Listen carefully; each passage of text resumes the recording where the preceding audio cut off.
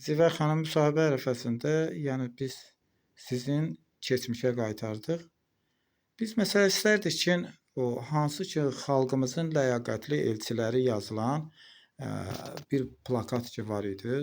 Həmin müddət üçün yəni buraxılmışdı. Onların içərisində ən çox məsələ yadınızda qalan kimlər var idi? Xahiş edirəm biraz məlumat verərdiniz.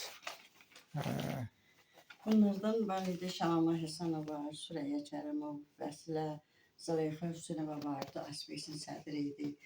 Elmira xanım var idi, həmkarların sədri, həkimi idi. Sonra Zalxay var idi, tütüncü idi, Zakataladan seçilmişdi. Kəsirə tələbəsi idi, Lənkərandan seçilmişdi.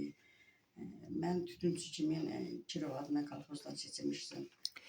Naxçıvan Muxtar Respublikasında. Yəni həmin ərəfədə bir çox, yəni istər Süreyya xanım, istərsə də Şamama xanım və siz də hərə bir sahəni təmsil edirdi və bunun üçün də bəli, Azərbaycanı orada layiqli təmsil etdiyiniz halda Azərbaycan iqtisadi nöqteyi nəzərdən, dövlətçiliyin inkişafı nöqteyi nəzərindən ən öndə gedən sıralardan biri idi. Yəni ki, o zaman yadımdaydı, yaddaşımda var idi ki, Köhnə Padşahiyyət zamanında Brejnevin bir sözü var idi ki, Şirokko Şaqayit Azərbaycan belə bir gözəl nitq söyləmişdi.